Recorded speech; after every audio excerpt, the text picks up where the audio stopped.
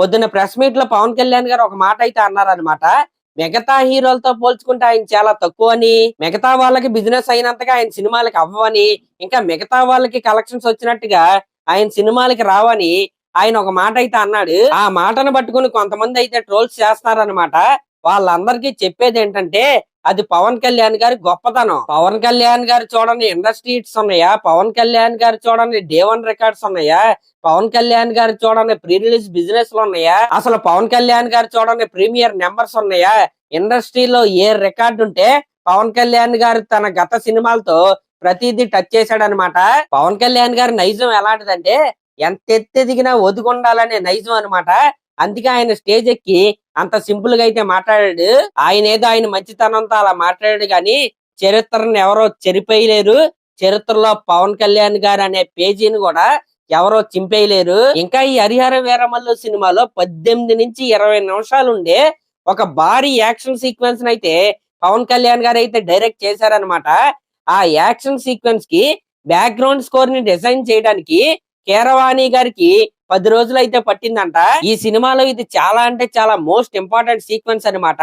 నిజంగా చాలా అంటే చాలా పవర్ఫుల్ గా అయితే ఈ సీక్వెన్స్ అయితే ఉండబోతుందంట. ఇంకా పవన్ కళ్యాణ్ గారు మాట్లాడుతూ ఈ సినిమా క్లైమాక్స్ ని దగ్గరగా 57 రోజులు అయితే ఆ మండు టెండలో వీళ్ళైతే షూటింగ్ అయితే చేశారంట. ఆ క్లైమాక్స్ సీక్వెన్స్ కోసం పవన్ కళ్యాణ్ గారు పర్సనల్ గా కొరియోగ్రాఫర్స్ తో అయితే ఇన్వాల్వ్ అయ్యి అందరూ కలిసి ఆ సీక్వెన్స్ అయితే డిజైన్ చేశారు. బహుశా మనం ఇందాక మాట్లాడుకున్న సీక్వెన్స్ ఇది ఒకటే అవ్వచ్చు. ఇంకా అసురాననం సీక్వెన్స్ ని పవన్ కళ్యాణ్ గారే డిజైన్ చేశారని డైరెక్టర్ గారే ఎప్పుడో చెప్పారనమాట.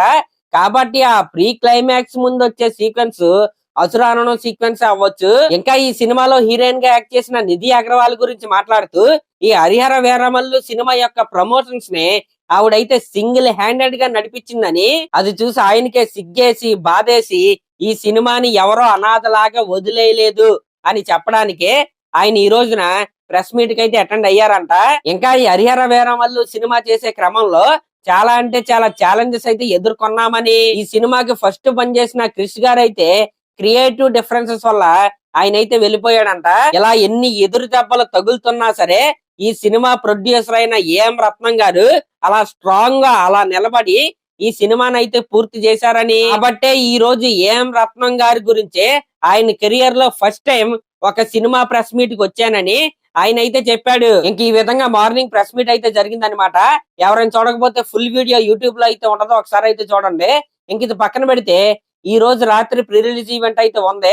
పాసులు ఎవరైతే ఉంటాయో వాళ్ళనే లోపలికి అయితే పంపిస్తారు. మిగతా వాళ్ళు ఖచ్చితంగా చెప్తున్నా ఆ వెన్యూ దగ్గరకు కూడా వెళ్ళొద్దు. ఇంకా పొద్దున ప్రెస్ మీట్ లో one of the special attractions ఏంటంటే మన పవన్ కళ్యాణ్ గారి లుక్స్ అనమాట. నిజంగా చాలా అంటే చాలా బాగున్నాయి. ఉస్తాద్ భగత్ సింగ్ సినిమా యొక్క లుక్స్ అవి. మొన్న అయితే షూటింగ్ అయితే జరిగింది కదా, అదే లుక్ లో ఆయన అయితే ఉన్నాడు.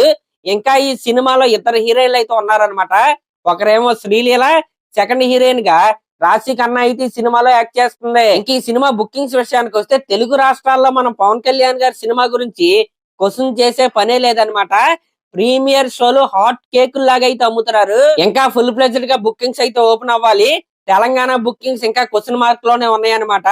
జివో అయితే ఇంకా రాలేదు అదనమాట మ్యాటర్. మరి ఈ రోజు రాత్రి ప్రీ రిలీజ్ ఈవెంట్ లో ఇంకా ఈ సినిమా గురించి మనకు కొత్త విషయాలు ఏమైనా తెలుస్తాయేమో. సరే మరి లాస్ట్ లో మన ఛానల్ కనుక ఫస్ట్ టైం చూస్తున్నట్టయితే ఖచ్చితంగా సబ్స్క్రైబ్ చేసుకోండి.